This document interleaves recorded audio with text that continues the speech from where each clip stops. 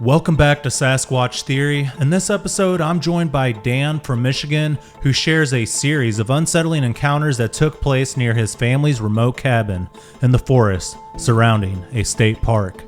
What began as a peaceful place to fish, hunt, and enjoy the outdoors slowly became the setting for experiences that changed the way he looked at the wilderness forever.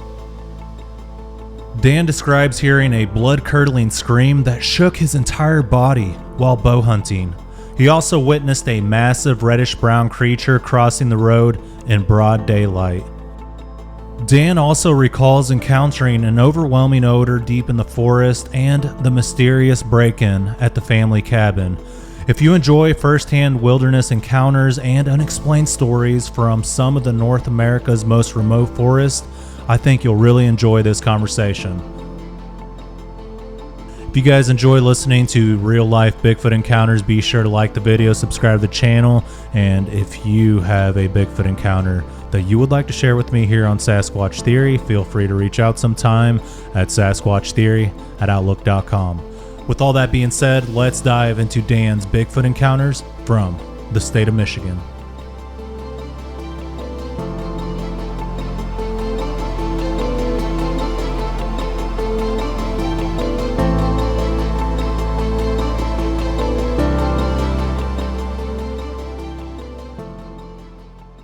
All right, Dan, welcome to Sasquatch Theory. How are you doing today?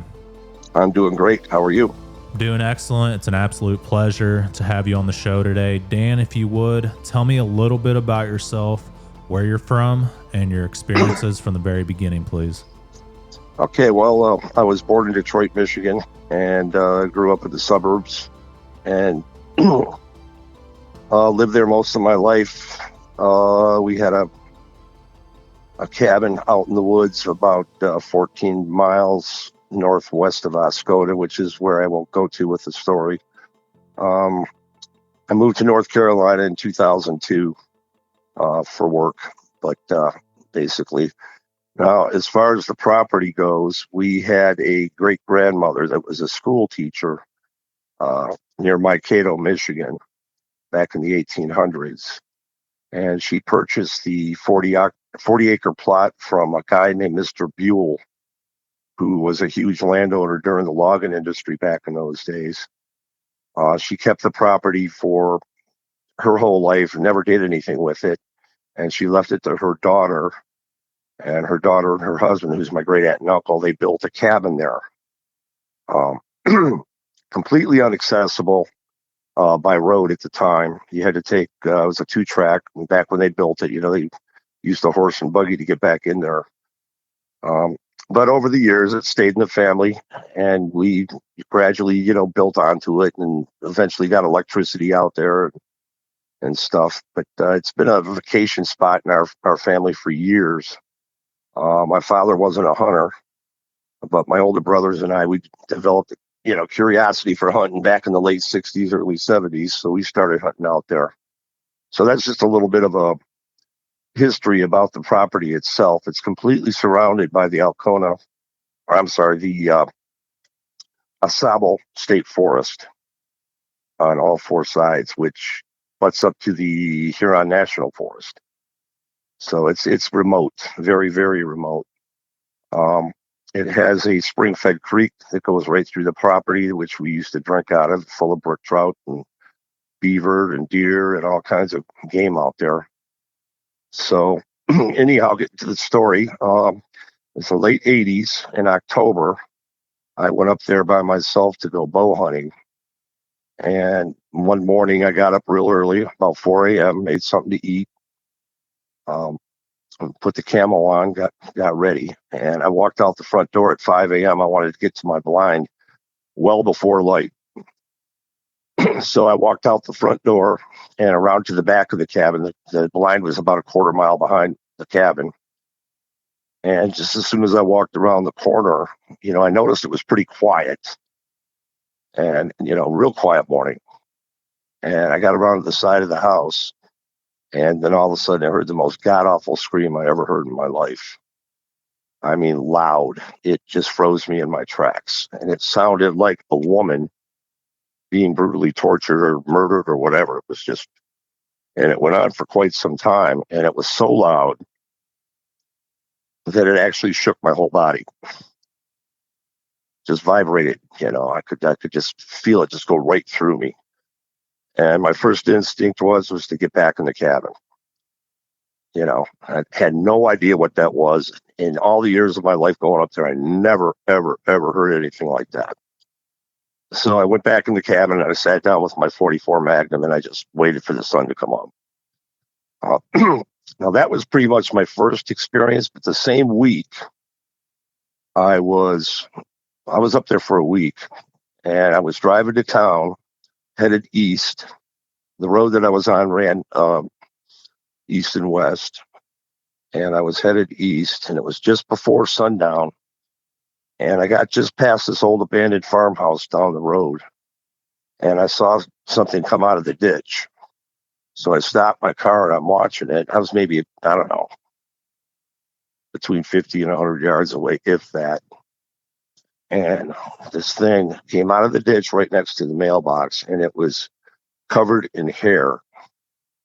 And I'm looking at it stroll across the road. It kind of glided across the road, didn't look at me, didn't look at anything.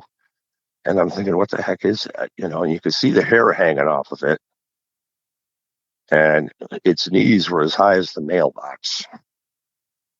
So I thought, okay, whatever that is, it's huge. And it walked, across the road and into the woods. And that was pretty much it. Being from Michigan, this was back in the late 80s, and growing up, you never think about, Sasquatch being in the state of Michigan. I have never, ever even thought about it up until that point. So I guess I was in kind of denial about it for quite some time because, how could that be? This is a Northwestern thing. This happens in, Washington State, Canada, not here.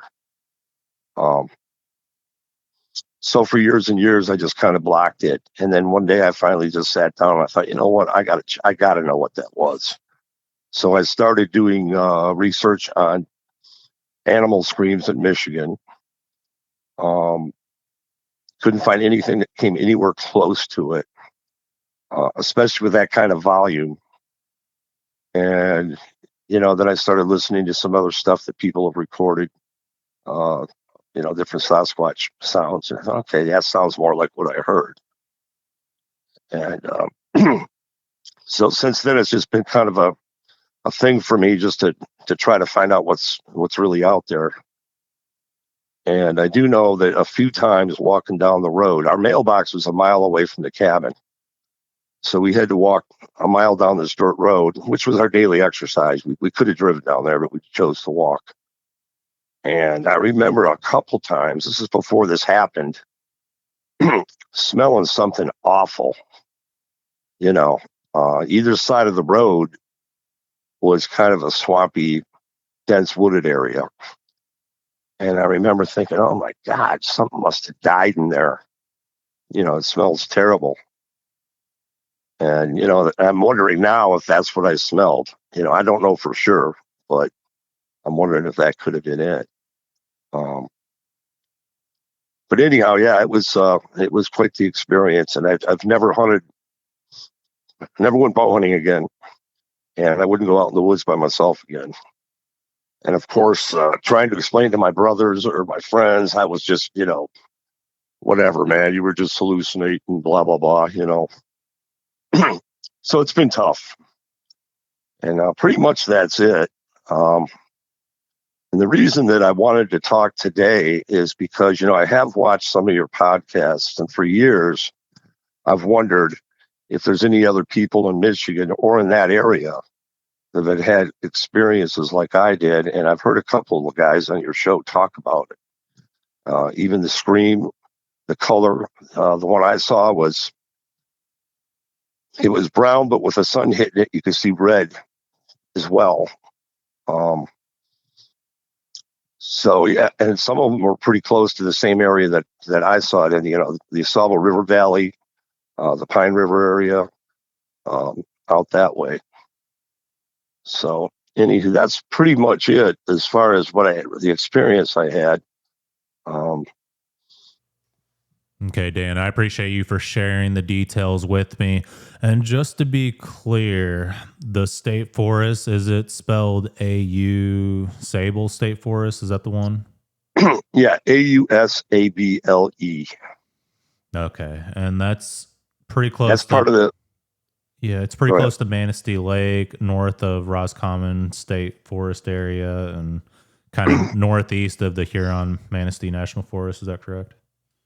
It is. It borders the Huron Manistee National Forest. If you were to walk through the property Mm-hmm. out the back or the sides, you would wind up in the Huron National Forest. And Okay. there's a river that runs through there called the Pine River, which is they're all tributaries to the Au Sable River. And the little creek that ran through our property, which was spring fed, was a tributary to the Pine River. So there was plenty of opportunity to have plenty of food and water and whatever they needed to survive down there. And right behind the cabin, maybe, I don't know, eighth of a mile, there was a mammoth cedar swamp down there. And I remember growing up that the locals would tell me, don't go in that cedar swamp. It's dangerous and you could get lost or turned around and we don't know what's in there. So I never went in. And I don't know if they were referring to Sasquatch or if it was just, truthfully so dense in there that you couldn't see. Yeah, that is really interesting. When the creatures screamed at you, was it close to the spring-fed creek by chance? It was real close to it. Okay. And what do you I'm thinking think it was trying to say? Well, I don't know if I startled it. One theory, you had a guy on here a while ago that was a detective, I think, retired.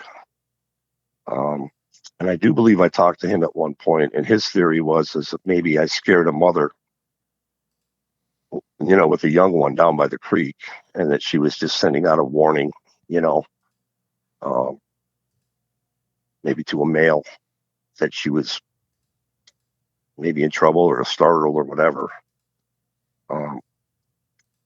But other than that, I have no idea. Other than unless I say I startled it, maybe, or it was just telling me, don't come out here or whatever. It was just. But after hearing that scream, there was no doubt I wasn't going out there.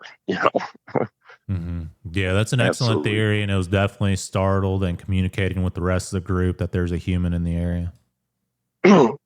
Yeah, human armed, even though it was only just a compound bow. But like I said, I've seen bears around there. I've seen every kind of animal there is, and I've been going up there since 1958 when I was born, and I've never seen or heard or anything like that. I used to have hunting dogs.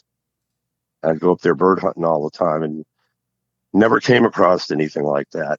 So I don't know if the dogs ever did. Of course, they can't talk, but uh, that's one of the reasons one of my best friends has a very hard time believing me is because he says, as much as we hunted those lands over the years, you'd think we'd seen something. And I said, yeah, well, if we're out there with guns and dogs, why would they come near us? Yeah, they wouldn't be elusive if everybody saw them every time they went hunting. Mm-hmm. Yeah, and so when you encountered the creature, how good of a look did you get? Me when it was crossing the road, Yeah. I got a great look at it. I didn't see its face because it was walking across the road, but I did see its profile and I saw its head. It was just like I said, the whole thing was covered in the reddish brown hair. Mm-hmm. And just so happened that I noticed that the mailbox that stepped up next to its knees were as high as that mailbox. Interesting. Was this in the same time frame that you heard the scream vocalization? It was within a week. Oh, wow. Yeah. Do you feel like maybe the Sasquatch purposely revealed itself to you as a territorial display? I don't know, man. I was driving my car at the time, and it was probably a mile away from the cabin when it walked across the road. I mean, there was nothing else out there. So it would have to be pretty intelligent to think, okay, well, that's his car, and I'm going to show myself to him right now. I don't know. I mean, the way it was acted, it looked like it just didn't even care I was there. It just walked across the road and back into the woods. What time of day did it cross the road? Just before sundown. So I'm guessing in October in Michigan. I'm not sure what time that would be. But the sun wasn't completely down yet, and I could see, the sun going down behind me, and it was between me and the sun. So I'm guessing probably it was late in the afternoon or early evening. Okay. So it was possibly getting up from its bedding area and moving in the evening time in October to either hunt, join up with the rest of the clan, or to reveal itself to you to possibly say, stay the hell out of the woods. Could have been. Yep. Because the old abandoned farmer's field there it was full of foliage. So it could have very easily been bedding down in there. Okay. So where was it coming from and where was it going to from what you saw? Okay. It was headed south to north. South and across, across the road. And was it coming from like dense forest and going into like farmland or going towards a creek? How can you describe the patterns? Well, when it came out of a field, and walked through the ditch, crossed the road into the woods. Yeah, very interesting. Would you say it was out in the open in that field, possibly? If it was, I didn't notice it. You know what I mean? Mm-hmm. I mean, I did not notice it until I glanced in my rearview mirror and saw it coming up out of the ditch. Yeah. And I immediately stopped, just watched to see what that thing was. I wasn't sure what it was going to be until it, got out on the road and I saw it for sure. Mm-hmm. And how long did the entire encounter last? Well, maybe 10 seconds. Oh, wow. That's a significant amount of time. And that's pretty cool. You got to see one. How tall would you say it was? Well, gauging that a mailbox is probably 4 feet, you think? Mm-hmm. Yeah. I'm guessing probably at least 7-8 feet tall. And did you ever go back to look for tracks, any tree structures, or did it just kind of terrify you to even think about the encounter? Yeah, it terrified me. I didn't think about anything. I did not want to think about it. Like I said, for a long time, it was just like it was so out of the realm of, what I knew and the possibilities that, you almost question your sanity. But a few years later, once I moved down to North Carolina, I decided, I need to know. I really need to know what that was. And that's when I started studying. I've watched all kinds of stuff on it and always been curious about Michigan. Why did I see one there? And I did talk to a guy that I worked with years ago. He was retired military and Vietnam vet. And him and I were just having coffee and I mentioned it to him. And he looked at me real serious and he said, well, he says, my friend and I were deer hunting up in Tawas City behind a cemetery up there. And he said, we saw one. And I said, really? And he says, yeah, we sat there and watched them for like 15 minutes. I said, no way. And he swore by it. So that's when I thought, well, okay, maybe they are a bunch of them up there. Wow. Yeah, that's amazing. And have you heard any other encounters or experiences from locals in the area or other family members? No, my family members have not had any experience, or as far as the locals go. I knew one couple that lived in the old schoolhouse that my grandmother used to teach, and they converted it into a home, and they live right on the edge of the forest there. And he grew up there, and he said he's never seen one. He says he's heard stuff that he couldn't explain, but he's never seen one. So, but like I said, that's a huge, huge, huge tract of land back in there. And I truly believe that If they don't want to be seen, they're not going to be seen. That's why people have such a hard time tracking them down, is because they're so elusive. They know how to hide. Yeah, absolutely. And how did this encounter change your perception of the world around us and biology? Well, I think there's a lot of things out there that we don't uh, recognize or understand. I'm not, um, my best guess as far as what this creature is probably a descendant of Gigantopithecus, and I'm sure you've probably heard that before. It's the only thing that, in my mind, makes sense. Um, that something came across the Bering Straits thousands of years ago and has just slowly moved through the country. But then again, you have them on just about every continent in the world. These had sightings. So, and I know the silverback gorilla, it took them years to prove that it existed too. For years, people said that was just a myth. But I do believe that maybe, and I hate to sound like a conspiracy theorist, but I think maybe that if the government does know that the creature exists, which I kind of think they do, I think they probably have several reasons for not letting us know.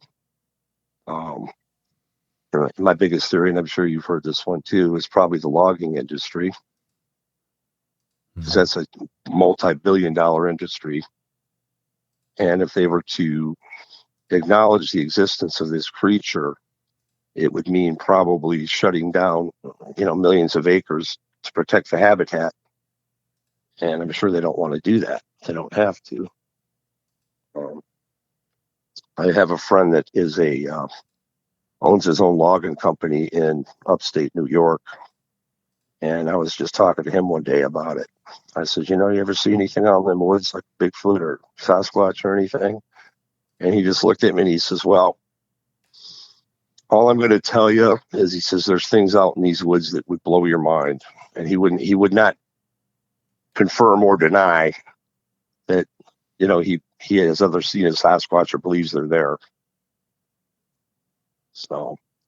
Oh, yeah, for sure. No doubt the government knows about the existence of Sasquatch. I mean, the military, they're out there with night vision goggles. They have thermal satellites in space. And if a simple bow hunter can discover these creatures exist out in the woods, no doubt they know about it. They're the owners of national forest, federal land, and all the state forests. So, and they even have areas out. Yeah, they have areas out in Washington State where you're not even allowed to go in. Mm-hmm. Yeah. Shut off to the public. So, what's that tell you? Why can't you go in there? Yeah, for sure. And I think that's an excellent theory about Sasquatch being a descendant of Gigantopithecus. And it could be possible Gigantopithecus is a Sasquatch and they're just calling it a different name. Because people always ask, where's the bones?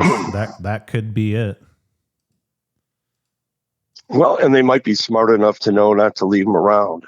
And, I watched a show one time where they took a deer carcass. This was a Sasquatch show. And they had a fresh killed deer carcass.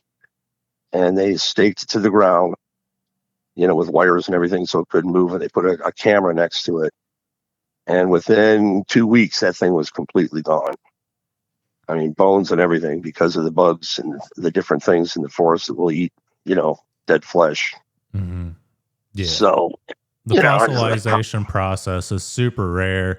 And most of the dinosaurs we see in museums, that's not really even what they look like. That's kind of what they constructed by the bone fragments that they discovered. And it's the same way with Gigantopithecus. They only have a piece of the jawbone and a few teeth, and they kind of painted the whole picture, and all of a sudden they know what it ate, where it slept, and everything about its life somehow.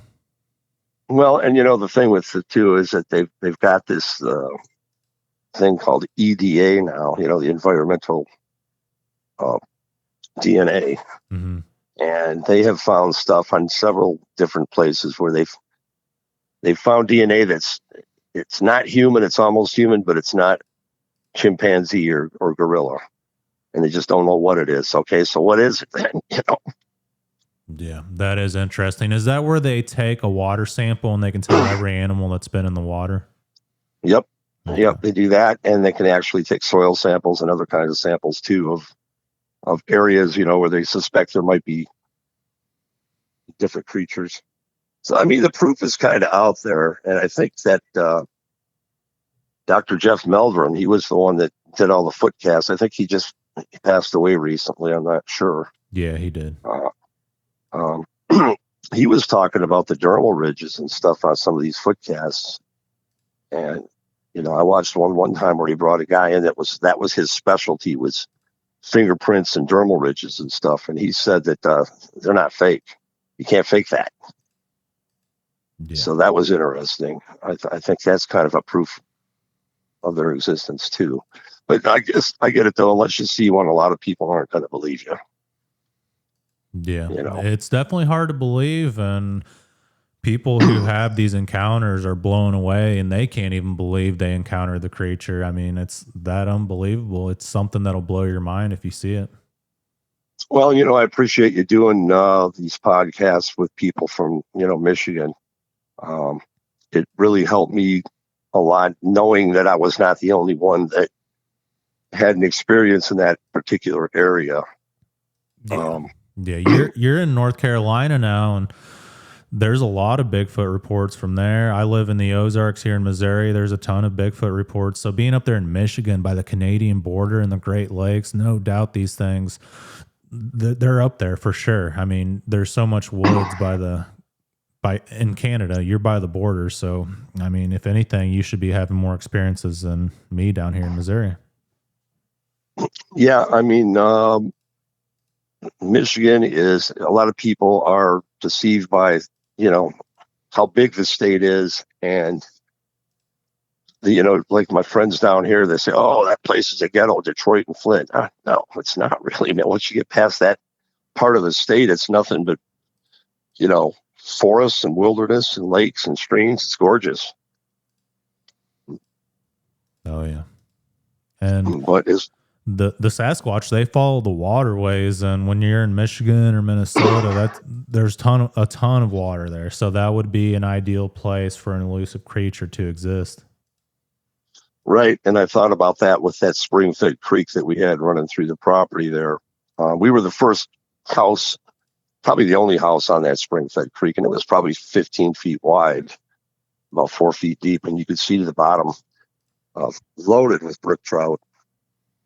And a great place for cedar trees growing all around it. It was like, a great place for something to hunt and fish and have fresh water source. And I'm pretty sure that was probably a big attraction. And probably about a mile and a half as the crow flies from there, headed east. Northeast was a farm, a huge farm. So they had plenty of, corn and different stuff out there for it to, cattle, deer. Yeah. It blows my mind that people have been put away, put in prison for hardly no evidence or zero evidence at all that they committed a crime. But with Sasquatch, like you were saying earlier, that Jeff Meldrum had these tracks, they had dermal ridges, and there's all the reports out there. So many eyewitnesses seeing these things. There's been video footage, trail cam footage of them, and just all kinds of evidence showing that they do exist. And yet the people don't believe. People are so skeptical. I wonder why that is. I don't know. I think they just maybe it's the fear of the unknown. I probably would have been one of those skeptics too up to that point. If back before this happened to me, if you just said, "Yeah, I saw a Bigfoot by your cabin," I would have laughed. Okay, Mm-hmm. And there was one thing I wanted to mention. I went up there several years later after this incident, and the cabin had been sitting empty for a few months. I mean, it's just a place we would go It wasn't lived in all the time. We had a breezeway that went from the main cabin back to like a little guest house, and it was probably, I don't know, 70, 80 feet long. And something had broken into the breezeway and just trashed the hell out of it. I mean, just tore it up and went through a screen. And it could have been a bear, very well could have been. That's what everyone said. But, after thinking about it, it could have been something else. Yeah, I think that's very possible. Jeff Meldrum was on the show Monster Quest, and he went to an area in Canada, and the nearest house or road was 100 miles away, but the property owner was claiming that something was breaking into the cabin, and they had I don't know, their version of forest rangers there, and they said whatever did this was not a bear, and they believe it was Sasquatch. Yeah, and I think I saw that one. Is that the one where they put the nail board outside the door when they left? Yeah, they got the blood and the chunk of meat, and it looked like it was like a giant human foot that stepped on that screw. Hmm. Yeah, the DNA came back as unknown, and it had chimpanzee DNA in it. And you're in Canada. Why would anything have chimp DNA? Especially 100 miles from the next house. Yeah. Yeah, well, this place is pretty far out in the middle of nowhere, too. And like I said, probably some of your listeners are familiar with Oscoda. And the area I went to is about 14 miles northwest out in that area.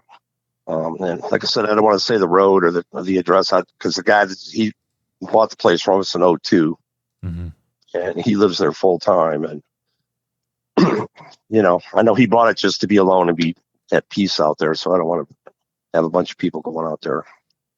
Yeah, that's completely understandable. And it's terrifying to think that possibly a Sasquatch was either in your house or in the chicken coop or is getting in your barn. And I get a lot of reports like that where people claim they get inside their buildings. Yeah, and I'll tell you, there's been many, many times over the years, even before this happened, and where I've been up there. And, the whole place, it says cedar cabin. It was beautiful.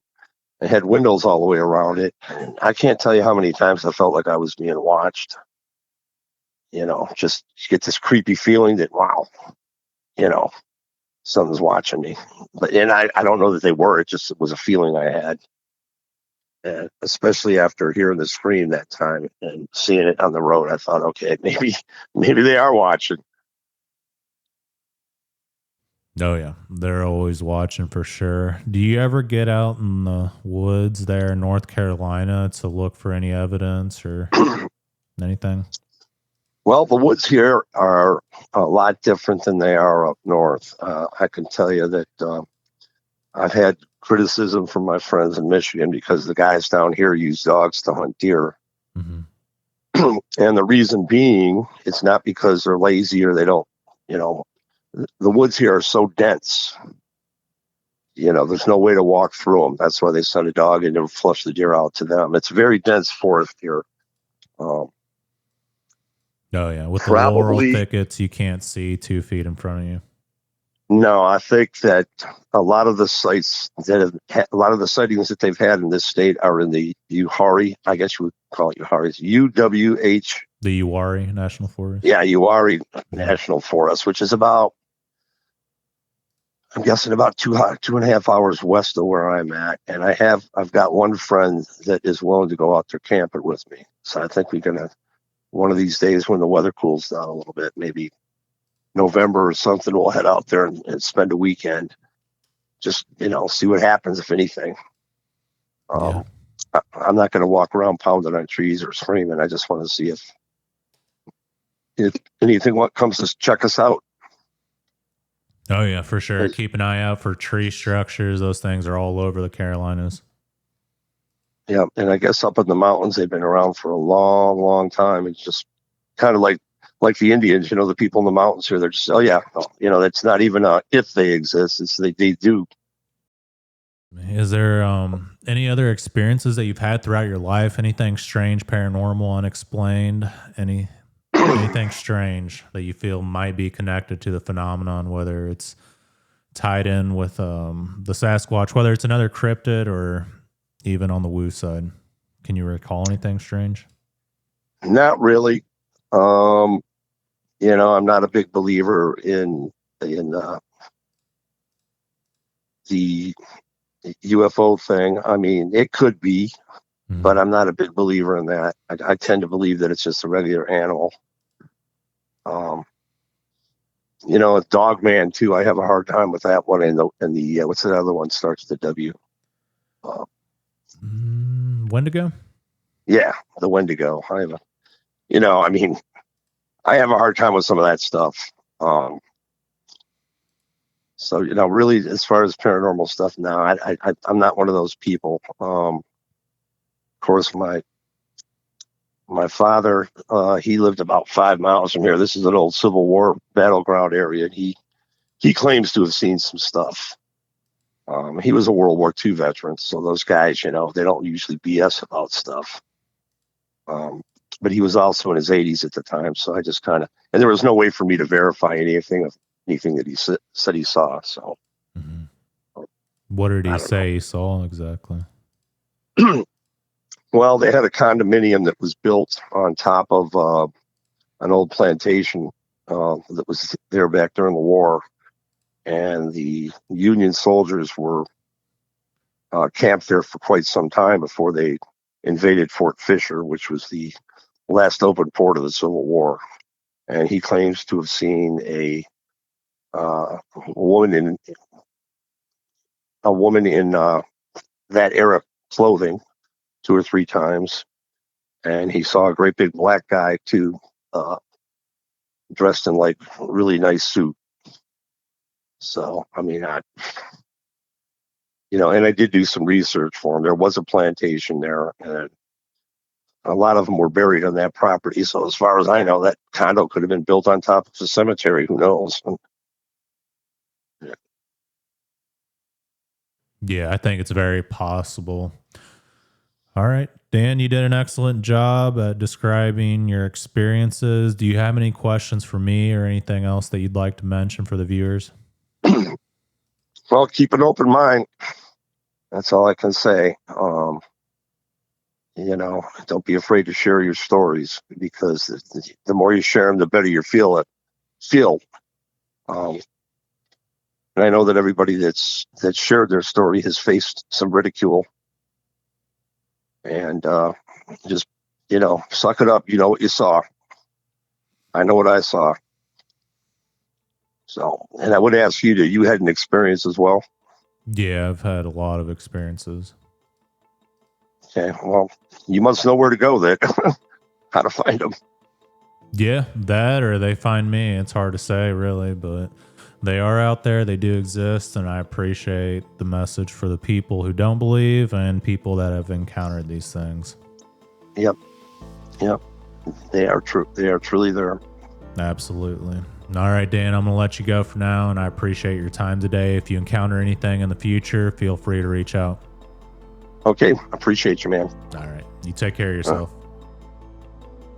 All right, I want to thank Dan for having the courage to come on the channel and share his experiences with everyone.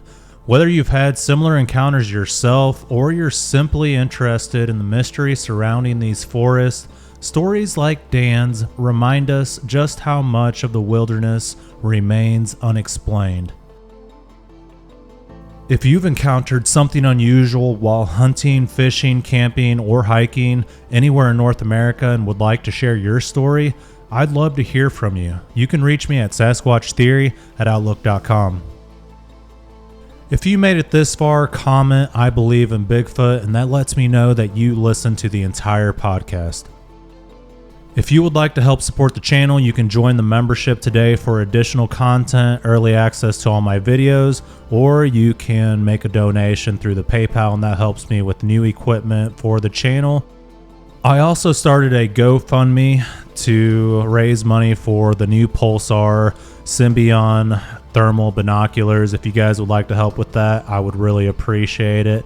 I just simply can't afford all the gear to do real Bigfoot research, so none of this would be possible without you guys. But if you can't, I completely understand. You guys watching these videos is enough, so don't feel obligated to send me anything.